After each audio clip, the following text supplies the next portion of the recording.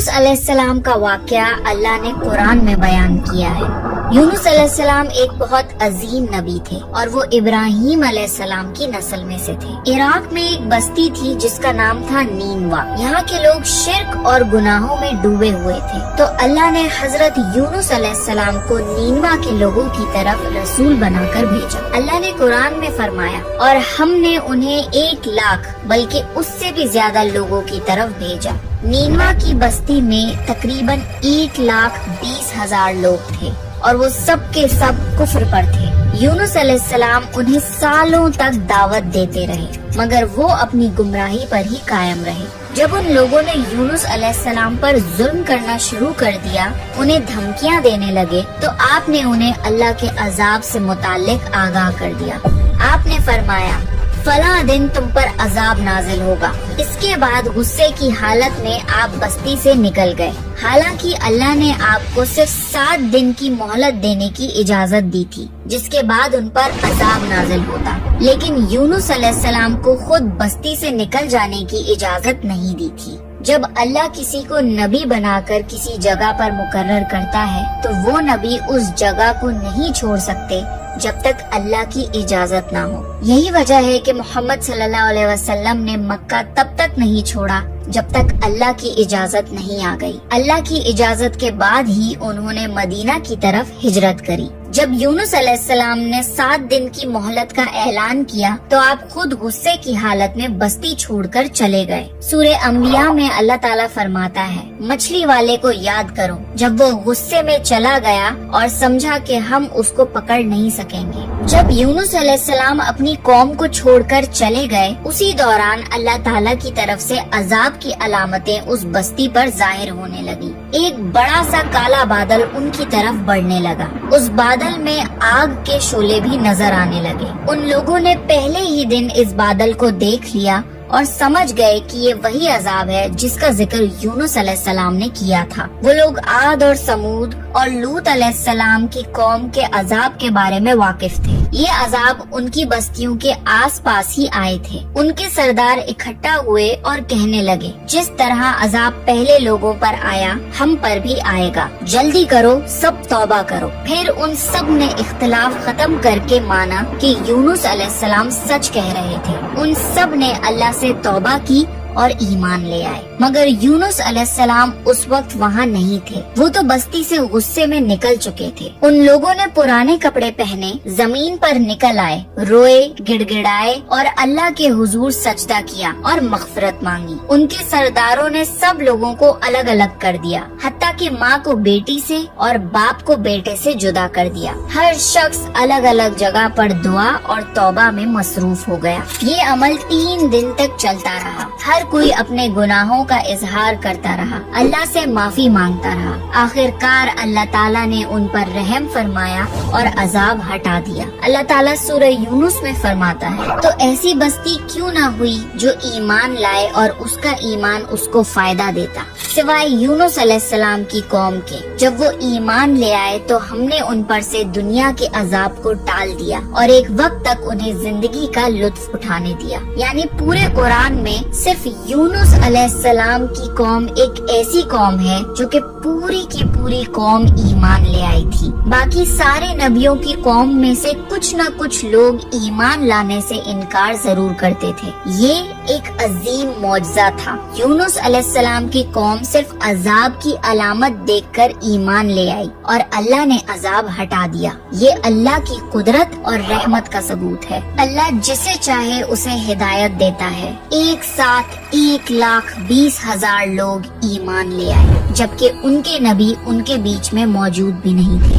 हजरत यूनुस अलैहिस्सलाम को इस बात का इल्म नहीं था कि उनकी कौम ईमान ले आई है। वो तो गुस्से में बस्ती छोड़कर समुंदर की तरफ चले गए थे। वहाँ उन्होंने एक कश्ती में सवारी की जो कि लोगों और सामान से भरी हुई थी। कश्ती जब समुंदर में चली तो एक तूफान आ गया। तूफान इतना खतरनाक था कि लगता था कि अब कश्ती डूब जाएगी। कश्ती के लोगों ने आपस में कहा, कश्ती के बोझ को हल्का करो, कुछ सामान समुंदर में फेंक दो। सबने अपना अपना सामान समुंदर में फेंका। कश्ती थोड़ी हल्की हुई, लेकिन ये काफी नहीं था। پھر لوگوں نے کہا کہ کسی شخص کو سمندر میں اترنا پڑے گا تاکہ کشتی کا وزن کم ہو۔ پھر ایک ایک چٹ پر ہر کسی کا نام لکھا گیا اور یہ ڈیسائیڈ ہوا کہ چٹ اٹھانے پر جس کا بھی نام نکلے گا اسے سمندر میں گرایا جائے گا۔ شفل کر کے ایک چٹ اٹھائی گئی۔ پہلی چٹ پر حضرت یونس علیہ السلام کا نام نکلا۔ پھر لوگوں نے آپس میں کہا، نہیں، یہ تو اللہ کے نبی ہیں، ان کے چہرے پر سجدوں کے نشان ہیں، انہیں چھوڑ دو۔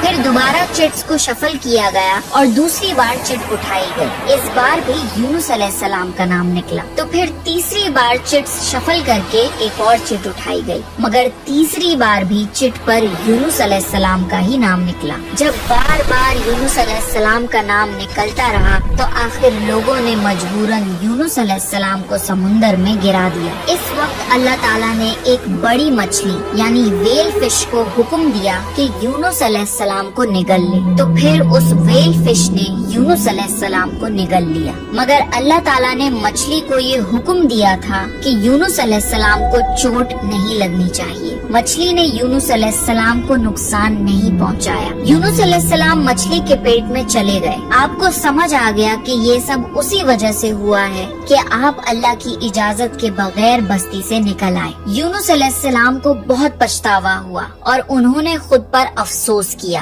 یہ پہلا قدم ہوتا ہے توبہ کی طرف، جب بندہ اپنی غلطی کو ایکسپٹ کرے اور ریگریٹ کرے کہ اسے ایسا نہیں کرنا چاہیے تھا۔ حضرت یونس علیہ السلام 40 دن تک مچھلی کے پیٹ میں رہے۔ کچھ روایتوں میں آتا ہے کہ 3 دن یا 7 دن مچھلی کے پیٹ میں رہے۔ رات کا اندھیرا، سمندر کی گہرائیوں کا اندھیرا اور مچھلی کے پیٹ کا اندھیرا، اس اندھیرے میں سمندر کی گہرائیوں میں یونس علیہ السلام نے اللہ تعالیٰ کو پکارا، لا الہ الا انت سبحانک انی کنت من الظالمین۔ اے اللہ، تیرے سوا کوئی معبود نہیں، تو پاک ہے، میں ہی ظالموں میں سے تھا۔ یونس علیہ السلام نے دعا نہیں مانگی بلکہ صرف اللہ کی تسبیح بیان کری۔ جب ویل فش سمندر کے نیچے یونس علیہ السلام کو لے گئی تو انہوں نے سمندر کے اندر مخلوقات کی تسبیح کو سنا۔ ساری مچھلیاں، سارے جانور اور پیڑ پودے اللہ کی تسبیح کرتے تھے، تو یونس علیہ السلام نے بھی اللہ کی تسبیح شروع کری، لا الہ الا انت سبحانک انی کنت من الظالمین۔ 40 دن تک یونس علیہ السلام یہ دعا مانگتے رہے۔ اس کے بعد اللہ نے ان کی دعا قبول کر لی۔ اللہ نے قرآن میں فرمایا، اور ہم نے اس کی پکار سن لی اور اسے غم سے نجات دے دی، اور ہم ایمان والوں کو اسی طرح غم سے بچا لیا کرتے ہیں۔ ویل مچھلی نے انہیں سمندر کے کنارے بیچ پر ڈالا اور چلی گئی۔ قرآن میں اللہ نے فرمایا، پھر ہم نے اسے ایک چٹیل میدان میں ڈال دیا اور وہ وہاں بیمار تھے، اور اس پر سایہ کرنے والا ایک بیل دار درخت ہم نے اگا دیا۔ مچھلی کے پیٹ کے ایسڈز کی وجہ سے یونس علیہ السلام کی سکن جل گئی تھی۔ اس پیڑ کے پتے بہت بڑے بڑے اور چوڑے ہوتے ہیں جو یونس علیہ السلام کو دھوپ سے بچاتے تھے، اور اس پیڑ سے ایک خوشبو آتی تھی جس کی وجہ سے کیڑے مکوڑے دور رہتے تھے۔ انہی اسپیشلٹیز کی وجہ سے اللہ نے اس بیل دار درخت کو یونس علیہ السلام کے پاس اگایا تھا تاکہ وہ ہر طرح کی تکلیف سے محفوظ رہیں۔ یہ ہے اللہ کی قدرت، سبحان اللہ۔ اس کے علاوہ اللہ نے یونس علیہ السلام کے پاس ایک بکری بھیجی۔ وہ یونس علیہ السلام کے قریب آتی اور ان کے سر کے اوپر ٹانگیں پھیلا کر کھڑی ہو جاتی تھی۔ یونس علیہ السلام زخمی حالت میں لیٹے لیٹے اس سے دودھ پی لیتے تھے۔ یہ تھا ان کا کھانا اور پینا۔ دھیرے دھیرے یونس علیہ السلام کی صحت بہتر ہونے لگی اور وہ اٹھنے کے قابل ہو گئے۔ یہ سب اللہ تعالیٰ کی مہربانی سے ہوا۔ جب وہ بالکل ٹھیک ہو گئے اور ان کی صحت لوٹ آئی تو اللہ نے انہیں پھر سے اپنی قوم کی طرف جانے کا حکم دیا۔ وہاں جا کر یونس علیہ السلام نے دیکھا کہ ان کی پوری قوم ایمان لے آئی تھی۔ اللہ جسے چاہے اسے ہدایت دے سکتا ہے اور اللہ کو کسی کی مدد کی ضرورت نہیں ہے۔ اللہ نے یونس علیہ السلام کے اس واقعے کو سنا کر محمد صلی اللہ علیہ وسلم کو سمجھایا کہ دین کی دعوت دیتے وقت اکتانا نہیں، یعنی لوگوں کے خراب بیہیویئر کی وجہ سے ان سے فرسٹریٹ مت ہونا اور ان کی کڑوی باتوں سے مایوس مت ہونا۔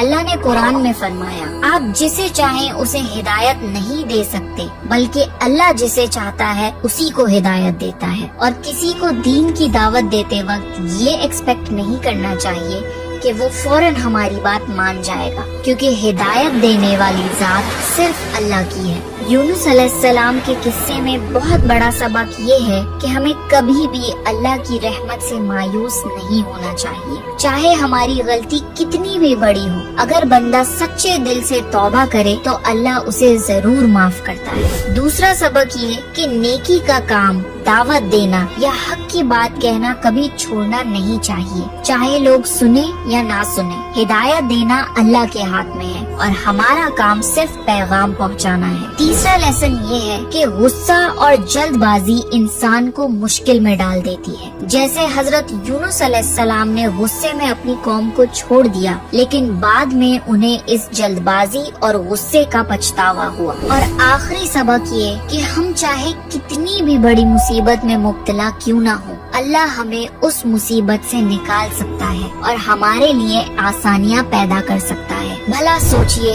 यूनुस अलैहिस्सलाम गहरे समुंदर में मछली के पेट के अंदर थे। उन्होंने वहाँ से अल्लाह को पुकारा और अल्लाह ने उनकी पुकार सुनी और उन्हें उस मुसीबत से निकाल भी दिया। ये है अल्लाह जो हर चीज पर कुदरत रखता है। अल्लाह के लिए कुछ भी नामुमकिन नहीं, इसलिए अपनी जिंदगी में कभी भी नाउम्मीद नहीं होना चाहिए, क्योंकि अल्लाह आपको बड़ी से बड़ी मुसीबत से निकाल सकता है। तो ये था यूनुस अलैहिस्सलाम का बेहतरीन वाकया। यूनुस अलैहिस्सलाम ने हमें सिखाया कि चाहे हमसे कितनी ही बड़ी गलती क्यों ना हो जाए, अल्लाह की रहमत से कभी भी नाउम्मीद नहीं होना चाहिए।